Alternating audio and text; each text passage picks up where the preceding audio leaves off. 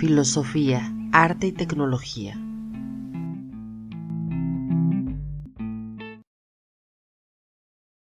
Episodio 54. Hola, buenas tardes, bienvenidos. El día de hoy nos acompaña nuevamente Miguel Cereceda, quien nos va a platicar acerca de un libro que me parece bastante interesante, que se llama Parcial Apasionada Política, la crítica en cuestión. Hola Miguel, bienvenido. Hola Marisol, ¿qué tal? Oye, pues me parece muy interesante este libro porque me parece que el ejercicio de la crítica en general pareciera que hoy se está llevando a cabo más que nunca, se está exacerbando, porque pareciera que cualquier persona puede hacer crítica. Pero también me parecería interesante y pertinente recordar que no siempre se pudo hacer, que la crítica realmente es como esta práctica bastante reciente. Sobre esto, ¿cómo podrías tú definirnos la crítica? ¿Qué sería la crítica? Bueno, es evidente que criticar es valorar o juzgar alguna cosa. En ese sentido, criticar lo hacemos todos, ¿no? Lo hacemos acerca del modo de vestir de las personas, de su manera de ser o de pensar.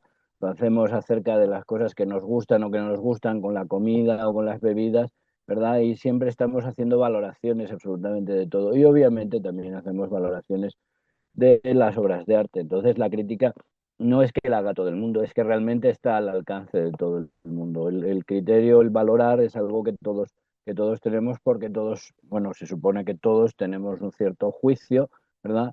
Y eso parece que establece la idea de que, pues sin lugar a dudas, todos valoramos. El libro Parcial Apasionada Política, que toma su título de un texto de Charles Baudelaire, que se titulaba ¿Para qué la crítica? ¿Para qué sirve la crítica? ¿No? Y entonces él dice que, bueno, que el problema de la crítica es que no tiene que ser objetiva o no puede ser objetiva, sino que tiene que ser parcial, apasionada y política. Pero el tema de la cuestión, evidentemente, de la crítica interesa a mí en un sentido doble. Por un lado, bueno, como crítico de arte, llevo muchos años ejerciendo la crítica en la prensa, llevo colaborando con un periódico de Madrid, el diario ABC de Madrid, con su suplemento cultural desde hace más de 20 años. Y luego, de todos modos, he hecho también crítica en revistas y en otro tipo de medios antes de colaborar con ABC. Pero es evidente que el problema de la crítica de ahí, bueno, pues me ha interesado. Luego soy profesor en el máster de Historia del Arte y Cultura Visual de la Universidad Autónoma en la Universidad Complutense, en el Museo Nacional Centro de Arte Reina Sofía, aquí en Madrid. Soy profesor también de una asignatura de Teoría de la Crítica, ¿no? Entonces la cuestión de la crítica siempre me ha interesado y efectivamente uno de los problemas que más suscitan el debate en torno a la crítica es la cuestión del criterio, es decir, ¿qué criterio tiene usted para valorar? O sea, ¿desde dónde? ¿Cuál es su posición? ¿Cuál es su opinión? Por qué esto sí y aquello no? ¿Y cuál es el criterio? ¿No? Esta es una cuestión que viene desde antiguo, ¿no? Que viene desde antiguo la cuestión de establecer un criterio fundamentado. Y bueno, por otro lado, soy profesor de estética en la Universidad Autónoma de Madrid y la estética o teoría de las artes en cierto modo se ha vinculado también históricamente con la crítica, ¿no? Es decir, la estética desde su aparición en el siglo XVIII, en la obra de Alexander Baumgarten, ya el propio Alexander Baumgarten especula acerca de si es lo mismo o no es lo mismo que la crítica como tal, ¿no? Entonces, bueno, pues en este libro se hace un acercamiento al problema, a la cuestión del criterio y a la cuestión de la crítica, pero pensado desde la tradición de la filosofía occidental y teniendo en cuenta sobre todo que la estética como disciplina es una disciplina niña en comparación, por ejemplo, con la ética, la metafísica, la lógica o la política, que son disciplinas que aparecen en la Academia de Platón o en el Liceo de Aristóteles hace 2500 años, mientras que la estética como tal tiene apenas 250 años. Aparecen a mediados del siglo XVIII y bueno, pues todavía no han pasado ni siquiera 250 años, ¿no? La estética tiene además su nacimiento a la vez que la crítica de arte, tal como aparece en el primer crítico de arte de la historia, que es Denis Diderot, ¿no? Diderot es el primer crítico que hace crítica de obras de arte de los salones parisinos del siglo XVIII y que lo publica en una publicación escrita en un periódico, ¿no? Y bueno, pues la cuestión de la fundamentación de la crítica de arte es lo que aquí se va a valorar, ¿no? Es decir, la pregunta es, ¿de qué criterio se vale la crítica para valorar las obras de arte? ¿No? Hay un criterio, y esta es un poco la pregunta que se plantea en el libro y se va desarrollando de la mano de la propia tradición filosófica, porque evidentemente se plantea aquí una relación de parentesco entre la crítica artística y literaria, ¿verdad? Que es el modelo de crítica que nosotros tenemos por excelencia, aunque luego hay crítica musical, hay crítica arquitectónica, o hay crítica de moda o crítica culinaria, ¿verdad? Sin embargo, el modelo por excelencia de crítica es la crítica literaria en primer lugar y luego la crítica artística. Y este modelo de crítica se va a desarrollar de la mano de toda la tradición filosófica que invoca la autoridad de la crítica para su legitimidad y en particular la crítica de la razón pura de Kant. Entonces me interesa mucho este parentesco, esta relación que hay entre la práctica de la crítica artística y literaria y la filosofía pensada como crítica, porque a partir de Kant Kant denomina a su propia filosofía criticismo, ¿no? ¿Eh? Y esta es una tradición que curiosamente que la tradición filosófica que mantiene más comprometida y más activa esta idea de la filosofía como crítica no va a ser Hegel ni el idealismo alemán, ni Schopenhauer ni Nietzsche, sino que va a ser el marxismo. El marxismo va a heredar de Kant esta actitud de comprender la filosofía como crítica y a través del marxismo hay una tradición en el siglo XX muy, muy importante, de una tradición filosófica muy importante, la Escuela de Frankfurt, que enarbola como concepto de su trabajo el de la teoría crítica, ¿no? Bueno, pues aquí en este libro se va a hacer un desarrollo, ¿verdad? Por esta relación entre la crítica artística y literaria como práctica teórica y un fundamento que va a encontrar o que encuentra en este desarrollo de toda la tradición filosófica que tiene en el criticismo kantiano su referente fundamental, ¿no? Precisamente a eso me refería, que no en todos los momentos históricos podemos hablar la presencia de la crítica, porque pienso, por ejemplo, yo en la Edad Media, donde todo estaba ya sentado, ¿no? La forma de vida, el tipo de arte, la relación con la obra de arte, y ninguna persona que entrara a la iglesia, que fuera creyente, ¿no? Católico, apostólico y romano, que entrara a la iglesia, cuestionaba si eso era una obra, porque bueno, finalmente era una obra que estaba dedicada al culto. Encontramos que ya hasta que la obra de arte comienza a tener otra función y comienza a haber obras de arte para la exhibición, para el deleite, pues es cuando comienza a entrar como un poco la evaluación en cuanto a la obra, pero es fundamental cuando llegamos ya a la ilustración y pareciera que esta necesidad de cuestionar, de criticarlo todo, se expande incluso al terreno del arte, ¿no? Y no es fortuito que precisamente, como bien señalas, pues Kant desarrolle todo un sistema de crítica donde sobresale su planteamiento del juicio del gusto, ¿no? Sí. Bueno, es evidente que para que haya crítica tiene que haber dos cosas que son muy importantes y que sin ellas no aparece la crítica artística como tal. Primero tiene que haber exposiciones, porque uno no critica, no se critican las obras de los templos, ¿no? Es decir, la decoración de los palacios, ¿no? Eso no se somete a crítica, es decir, o bien depende del gusto de los papas o de los obispos o de los abades que organizan su programa decorativo, ¿verdad? O bien depende de los grandes señores, de sus palacios, y esto no es objeto de crítica, primero porque tampoco están abiertos al público como tal, es decir, no son objeto, en la iglesia no son objeto de valoración estética, sino de veneración, ¿no? Son objetos, si acaso, pedagógicos para ilustrar a los que no saben leer, etcétera, pero no tienen una función estética y por tanto su recepción tampoco es en este sentido crítica. Para que haya crítica tiene que haber en primer lugar exposiciones y exposiciones como tal no aparecen hasta los salones parisinos del siglo XVIII, ¿no? De la Real Academia de las Artes y las exposiciones anuales de los académicos en París en el siglo XVIII, ¿no? Entonces, empiezan a finales del XVII y para eso, y en segundo lugar, para que haya crítica también, el ámbito de la crítica es interesante señalarlo, porque también el ámbito de la crítica es más bien periodístico, es decir, la crítica no se hace en un libro, porque está vinculado a ese carácter efímero y carácter transitorio, y por eso la primera crítica de arte que aparece históricamente es la de Diderot, aparece en la Correspondance littéraire, una publicación que curiosamente era manuscrita, se hacían copias para eludir la censura, pero era una publicación periódica, ¿verdad? Y que se repartía por todas las cortes de Europa y en la que empezó haciendo Diderot, haciendo sus críticas de arte, ¿no? Y estas dos cuestiones son muy importantes porque, claro, efectivamente, crítica literaria sí que hay anterior, pero la crítica literaria aparece un poquito antes en relación fundamentalmente con la exégesis bíblica, ¿no?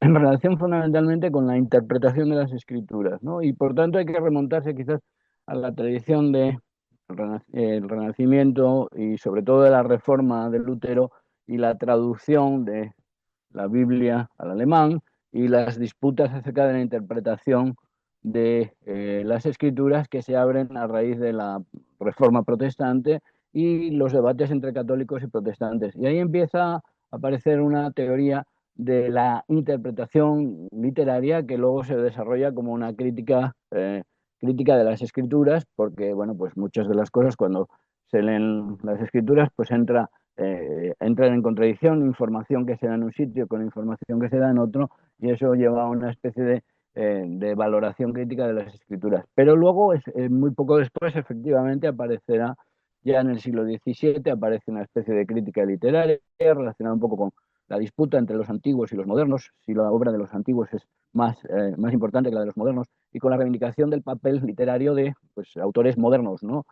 Frente a los antiguos, desde Dante, Petrarca, Boccaccio, a Shakespeare o Cervantes, por ejemplo, o, por ejemplo, ya pues autores todavía más recientes que se vinculan con una tradición que quiere ser más importante que la tradición de la literatura clásica. Y eso da lugar a una disputa, a la querelle des anciens et des modernes, la disputa entre los antiguos y los modernos, que también genera una especie de disputa literaria que va a traducirse en una reflexión acerca de la crítica literaria, ¿no? Pero yo no me meto en este libro en cuestiones de historia de la crítica, sino que trato de explorar un fundamento objetivo para la misma, ¿no? Porque, claro, la cuestión del criterio es aquí una cuestión disputada que, bueno, pues se encuentra con que el gusto es puramente subjetivo, ¿no? Esto me gusta esta obra, me gusta aquella, y el gusto, sin embargo, bueno, pues se encuentra claramente descalificado por su propio carácter subjetivo, ¿no? Entonces, de lo que se trata es de buscar un criterio objetivo para fundamentar los juicios de gusto. Esto es algo que desde luego lo viene haciendo la tradición filosófica, lo viene haciendo, por ejemplo, David Hume en su Standard of Taste sobre la norma del gusto, lo viene haciendo Kant en su crítica del juicio, el intento de fundamentar una norma, un criterio del gusto. Y es algo que, sobre todo en la tradición moderna, pues se ha repetido en muchas ocasiones ese intento de buscar un fundamento. Como el criterio del agrado y de la complacencia, que está vinculado a la idea de la belleza, la propia tradición moderna la desacredita, es decir, se desacredita el criterio de la belleza como valoración de las obras de arte, y el desarrollo del propio arte en el siglo XX va desacreditando esta idea de la belleza. Sin embargo, eh, la tradición filosófica contemporánea reivindica mucho el contenido de verdad de las obras de arte. Entonces, a mí me interesa mucho esta cuestión de la verdad de las obras de arte. ¿En qué sentido podemos hablar de la verdad de las obras de arte? Es un criterio que se ha reivindicado en el siglo XX desde dos tradiciones filosóficamente enfrentadas y muy diferentes. Por un lado, la hermenéutica de Martin Heidegger. ¿eh? Martin Heidegger, en el origen de la obra de arte, insiste mucho en el contenido de verdad de la obra de arte, en el ponerse la apertura del mundo, como el darse, el abrirse o el ponerse en obra de la verdad de lo existente, dice Martin Heidegger, en ese texto del año 36, que es el origen de la obra de arte, y curiosamente en la tradición marxista, en un libro del año 70, que es un año después de su muerte, de Theodor Adorno, se publica un año después de su muerte, en la teoría crítica, Theodor Adorno insiste mucho en el contenido de verdad de las obras de arte. Entonces a mí me interesa mucho ese problema de la relación del arte con el conocimiento y con la verdad.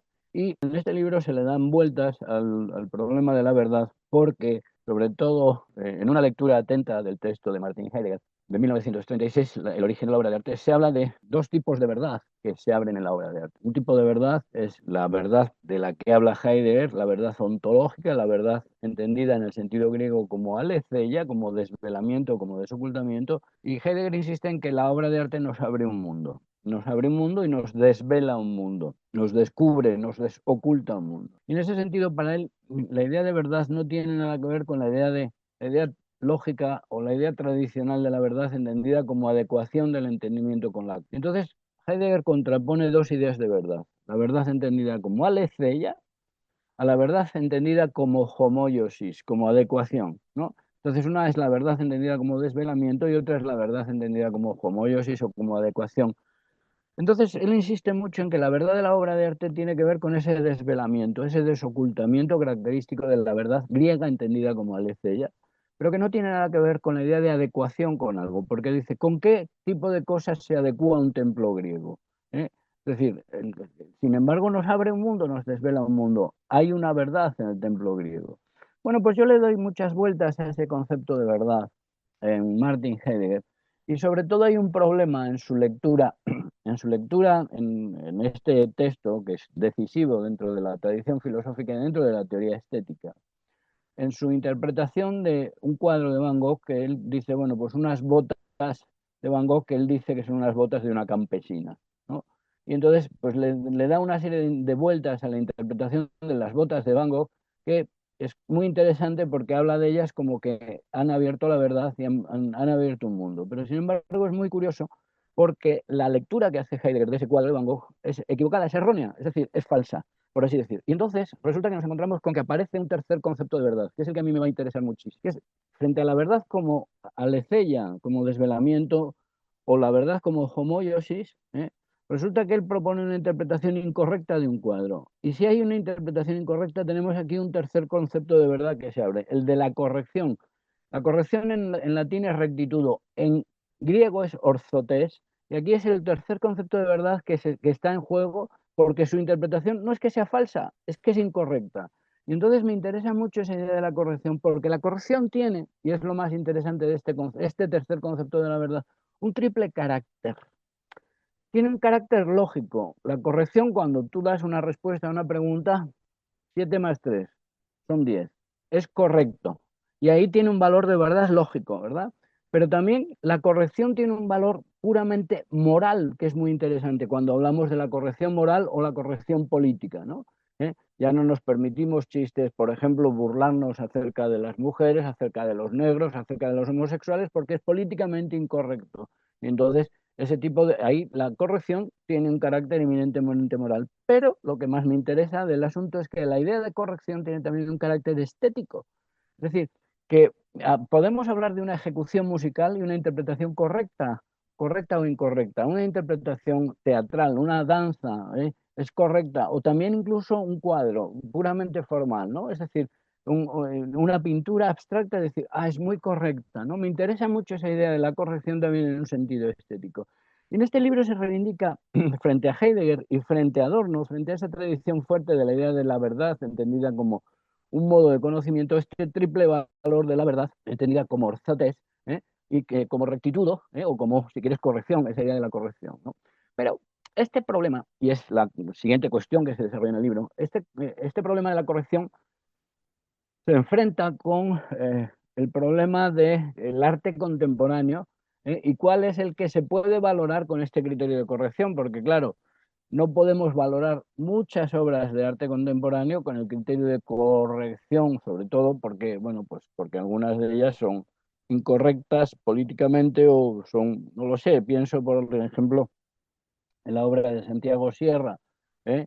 La obra de Santiago Sierra, el utilizar inmigrantes para sostener pesos durante horas, ¿no? Y mostrar con ello, por ejemplo, mostrar con ello la violencia que el sistema ejerce sobre los inmigrantes, ¿no?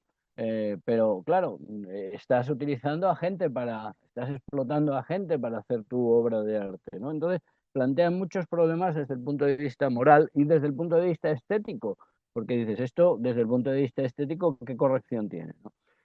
Pero esto nos pasa mucho con la irrupción de un arte que podríamos denominar contemporáneo, el de la irrupción de la estética romántica, que es el arte que podríamos denominar sublime, ¿no? Y lo sublime excede por completo el criterio de la corrección, ¿no? Y entonces aquí nos vamos a encontrar un nuevo problema que también se va a desarrollar en este libro, ¿no? La distinción entre lo bello y lo sublime, ¿no? La distinción entre un tipo de arte, ¿eh? que más o menos se puede someter al criterio de la corrección estética, el arte que se expone pues, habitualmente en galerías, o en conciertos, en auditorios. Esto es un arte que pues, entra dentro de la categoría de la corrección y se puede valorar con este criterio de la corrección. Pero luego hay otro que es absolutamente que es desmesurado, que entra en el ámbito de lo sublime y que excede con mucho la idea de corrección, ¿no? Para este no hay medida.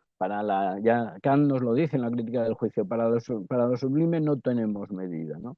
Entonces, pues aquí se plantea un poco el problema de cómo acercarse a ese tipo de arte y se vuelve a plantear un tema que en la tradición estética pues se remonta a Edmund Burke fundamentalmente en el siglo XVIII, pero que Kant lo repite también en sus observaciones sobre el sentimiento de lo bello y lo sublime y lo vuelve a repetir en la crítica del juicio, ¿no? La distinción entre la belleza y la sublimidad. Y aquí se vuelve a tocar también el tema de lo bello y lo sublime, porque a la hora de la verdad el arte contemporáneo pues se acerca más a la idea de sublimidad que a la idea de belleza, ¿no?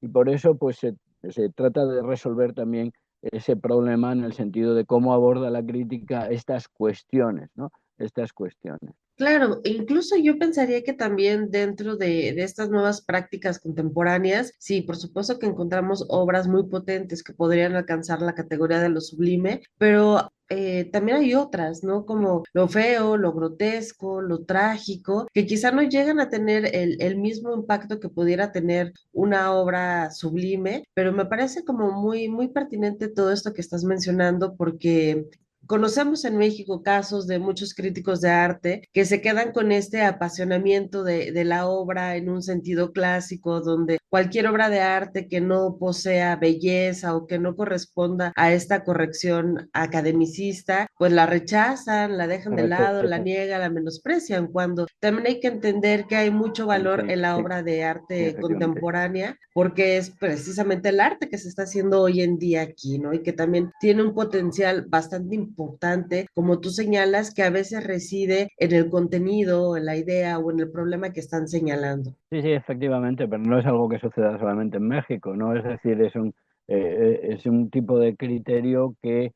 bueno, pues hay muchos críticos que se aferran a una idea obsoleta de la belleza e incluso a una idea obsoleta del arte, ¿no? Y entonces no solo eh, condenan estéticamente las obras que se escapan de su criterio, sino que desde luego las condenan como que no son obras de arte, ¿eh? Se les niega el carácter de obras de arte y este es un problema con el que muchos críticos, tanto en Europa como en América, ¿verdad?, se encuentran muy a menudo, ¿no?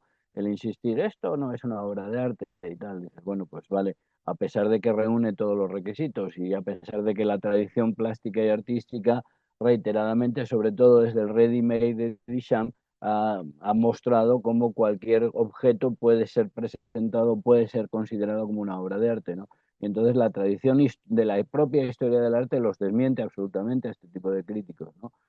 Pero claro, evidentemente, si tú le niegas el carácter de obra de arte a un urinario, pues ya de su belleza ni hablamos, ¿no?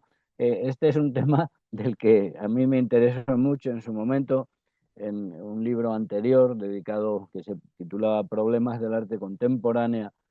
Ahí sí que se hablaba un poco del problema de cómo es posible hablar de la belleza del ready-made o de este tipo de objetos, ¿no? Y sí que se cuestionaba este asunto. Pero aquí en este libro de 2020, Parcial apasionada política, pues se plantea un poco el problema de la relación de la crítica con la práctica filosófica, porque sí que es cierto que como se insiste mucho en reivindicar la dignidad filosófica de la estética, como filosofía del arte y como crítica, ¿verdad? Pues se va a desarrollar de la mano del parentesco que la crítica artística y literaria mantiene con la crítica filosófica. Y otra de las sorpresas que el libro tiene en su interior es el mostrar cómo la filosofía, sobre todo con Kant, se convierte en crítica a raíz de la importancia, de la relevancia que tiene la crítica artística y literaria, ¿eh? Entonces esa actitud crítica la hereda la filosofía de la práctica de la crítica de arte, ¿no? Y de la crítica literaria, y no al revés. Es decir, no es la crítica artística y literaria la que toma su concepto de una tradición filosófica, ¿no?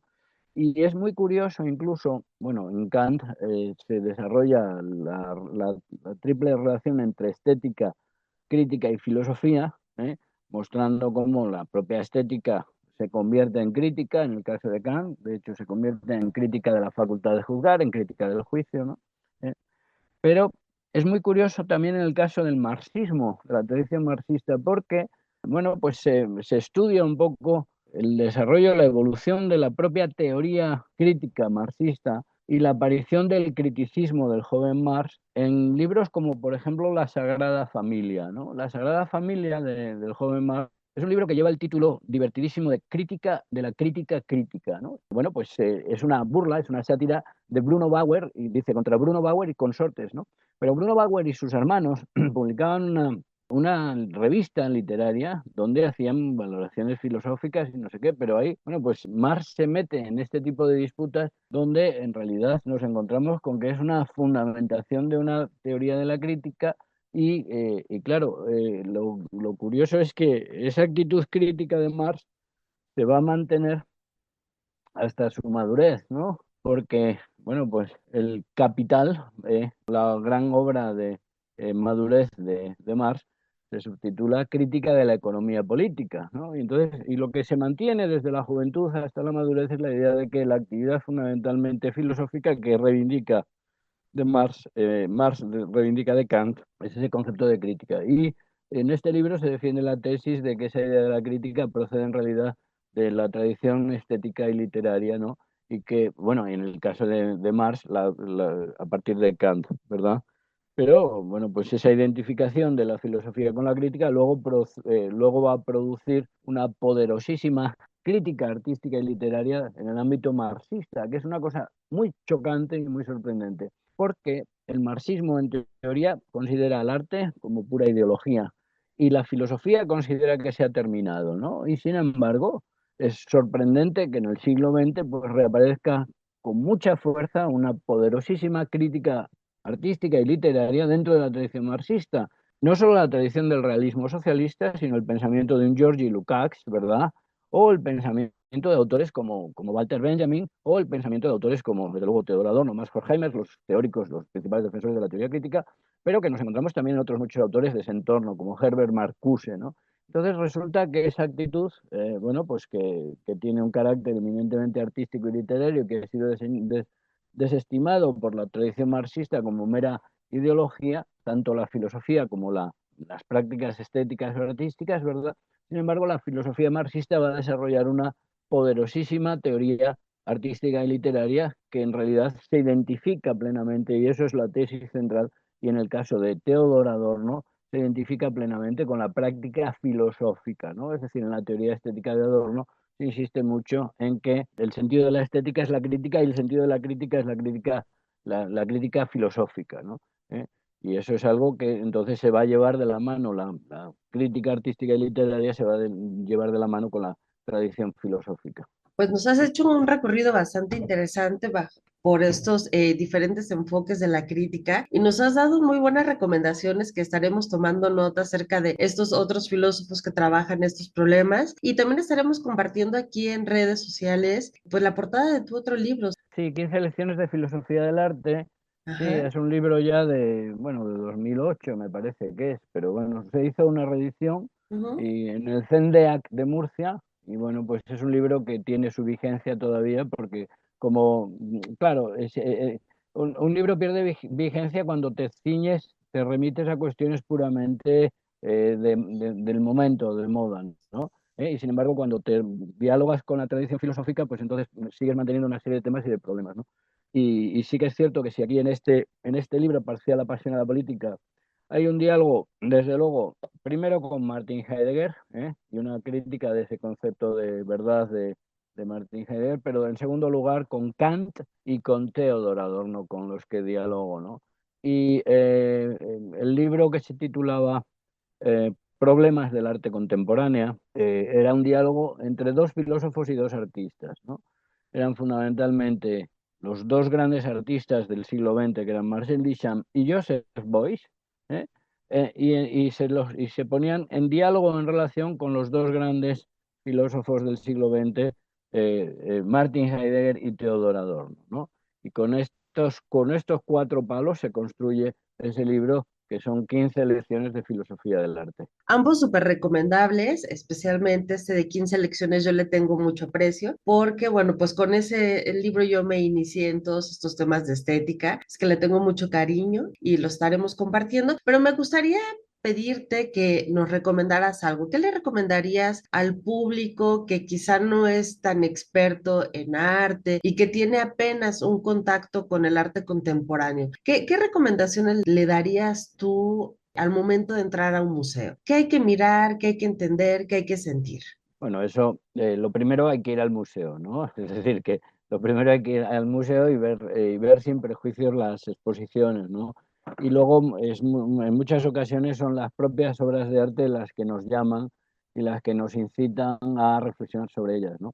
Es importante ir acompañado de alguien a quien le interese el arte, ¿verdad? Y que podamos charlar, comentar y discutir. Y luego es cierto que para, para ver el arte contemporáneo, ya no sirve solamente ir a ciegas o ver las obras y decir qué bonito, porque esto, y es cierto que el arte contemporáneo, reiteradamente nos incita a la lectura, es decir, que lo primero, si una exposición nos ha interesado, nos ha llamado la atención, lo primero que hay que leerse el catálogo, los textos que los propios artistas ponen a disposición del público, porque muchas veces las claves hermenéuticas de las obras te las están brindando, ¿no?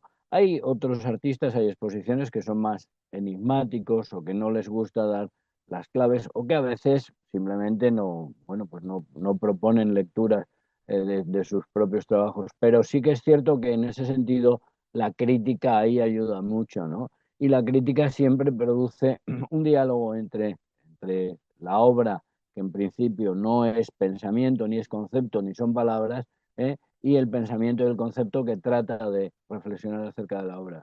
Entonces, siempre depende del tipo de exposición que vayamos a ver, ¿no?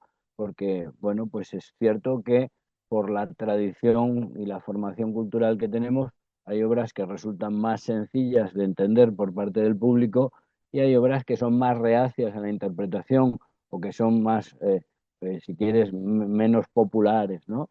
Pero en ese sentido, yo lo que siempre recomiendo, desde luego, es eh, leer la documentación que el propio museo, el propio espacio expositivo nos proporciona, porque siempre nos dan claves, ¿no? Y desde luego ir acompañado de alguien con quien podamos hablar, porque el ejercicio de la crítica lo hacemos desde el principio. Ah, oye, qué interesante. Oye, pues esto no me gusta. Oye, pues no sé qué. Y entonces ese diálogo con otra persona ya es un ejercicio de la crítica y es una valoración, ¿no?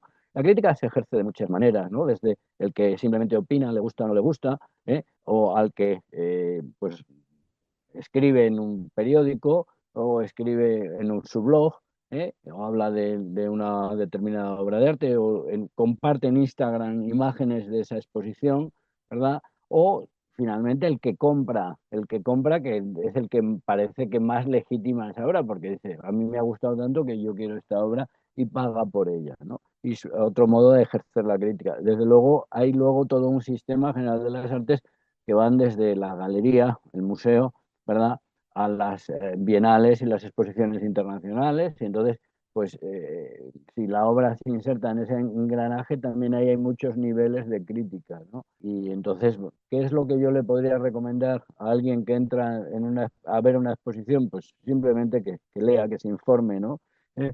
Pero primero que vaya, ¿no? Lo primero es que vaya y que vea las exposiciones, porque, bueno, pues tenéis en Puebla el Museo Amparo, con magníficas exposiciones. Pues evidentemente lo que uno recomienda es ir a ver las exposiciones, ¿no? Y luego, pues, y luego hablar con los amigos, charlar, discutir, si algo nos interesa, leer, informarse acerca de ello, ¿no? Porque no puedes decir qué libro se recomienda para introducirse al arte contemporáneo. Bueno, pues podríamos decir que sí que hay guías de usuario de arte contemporáneo, pero yo creo que es más interesante el acercarse directamente, tener la experiencia, ver las obras, y luego ellas mismas, la página web del artista, muchas veces nos da muchísimas referencias acerca de sus intenciones. Suelen aparecer siempre las páginas web de los artistas con un statement de artista, ¿verdad? Donde el artista dice un poco cuáles son sus intenciones fundamentales. Y eso es lo que yo sugiero que nos acompañe en principio como herramienta, ¿no? Luego, no necesariamente, cada uno se va introduciendo en el arte, pues evidentemente una buena introducción al arte tiene que ser también un buen conocimiento de la historia del arte, ¿no? ¿Eh? Porque la propia práctica artística también es una práctica de crítica, ¿no? La propia práctica artística valora la tradición y trabaja sobre ella y aporta algo novedoso, ¿no? Y en este sentido, bueno, pues George Steiner, en un libro muy bonito que se titulaba Presencias Reales, hablaba de si sería posible pensar un mundo sin crítica, un mundo en el que no hubiese crítica, que estuviese prohibido en los periódicos y en la radio, en las televisiones, que no hubiese crítica de obras de arte. Y el propio Steiner decía que eso era imposible, porque la propia práctica artística es ya una práctica de crítica. Es decir, cuando uno trabaja, aunque se ponga a pintar un cuadro, ya pinta sobre una tradición y pinta sobre esa tradición en contra o a favor o en una dirección. Si quiere desarrollar un lenguaje nuevo, ya está haciendo crítica de la tradición inmediatamente recibida y por tanto, bueno, pues la crítica se hace de muchas maneras, ¿no? ¿Qué recomendaría? Pues yo simplemente ir a ver las exposiciones y eso mismo nos va abriendo hacia una determinada, en cada caso, hacia una bibliografía específica, porque claro, no es lo mismo ir a ver una exposición de obras clásicas o de obras de impresionistas que ir a ver obras de artistas jóvenes contemporáneos que se encuentran en plena creación, en plena efervescencia, ¿no? Claro, y además ir sin miedo, ¿no? Finalmente, creo que una de las ventajas del arte contemporáneo es que hay un amplio abanico de posibilidades, que siempre podemos encontrar algo que satisfaga nuestro gusto, nuestra curiosidad y que también, bueno, pues esto se empieza poco a poco, ¿no? Lo importante, como tú bien señalas, es ir e irse empapando poco a poco, que cada quien ya irá encontrando pues sus artistas o sus prácticas favoritas. Muy bien, Miguel, pues no sé si te gustaría agregar algo más. Sí, la cuestión del miedo es muy interesante, ¿no? Es la cuestión del miedo, sobre todo porque en realidad el público puede rechazar el arte contemporáneo porque se siente interpelado, ¿no? Se siente interpelado y eso pues le lleva a uno a sentirse en una especie de descalificación intelectual. Cuando el público dice no lo entiendo, ese no lo entiendo parece que la obra de arte te estuviera insultando, ¿no? Y entonces eso produce un cierto rechazo, ¿no? Es algo que, bueno, pues que en particular con el arte contemporáneo, pues ha sucedido mucho y se ha producido ese rechazo que tiene que ver con un cierto elitismo. Pero evidentemente la obra de arte no te ataca, ni te muerde, ¿no? Y tampoco en el museo tampoco te van a hacer daño ni te van a perjudicar. Pero es cierto que ahí el miedo responde a esa actitud un poco de prevención o incluso de hostilidad que procede del hecho de sentirse en una especie de descalificación intelectual porque uno dice no lo entiendo, ¿no? Y entonces si no lo entiendes, pues te sientes molesto porque dices, cómo es que esto que yo no entiendo tiene esta valoración o tiene esta apreciación, ¿no? Y eso produce un cierto rechazo. Pero claro, lo interesante es afrontar ese rechazo sin complejos y decir, bueno, vamos a ver esto de qué trata, ¿no? Y aceptar, pues eso, pero lo primero que hay que hacer es ir a ver, obviamente, las exposiciones a ellas y luego eso es lo que nos puede ir abriendo otro tipo de lecturas, otro tipo de caminos, ¿verdad? Claro, me encanta esto que mencionas porque incluso me ha pasado a mí, ¿no? Que al estar observando obras, hay obras que de plano no me dicen nada, ¿no? Claro. Y que quizá yo ya pasé esas etapas de que ya aprendí a superar la frustración y digo, bueno, pues si no me dice nada, no me dice nada, ¿no? Tampoco hay que estarse torturando tratando de Mm, encontrarle un significado porque finalmente, pues no estoy haciendo clic con la obra, no hay un diálogo, no me dice nada y tampoco pasa nada, ¿no? Pero hay un montón de otras obras que sí me dicen y me dicen mucho y entonces pues está bien, ¿no? Creo que ese es un punto importante que también, bueno, toda esta experiencia y crítica, como bien señalas, pues también tiene un elemento subjetivo y hay que entenderlo desde ahí. ¿no? Efectivamente, sí, efectivamente. Muy bien, Miguel, pues te damos las gracias nuevamente por acompañarnos por esta tercera ocasión. Esperamos tenerte nuevamente con algún otro tema de tu interés o alguna otra presentación de tu libro. Por lo pronto, pues nos despedimos y te agradecemos mucho. Pues muchas gracias, Marisol. Un saludo. Chao.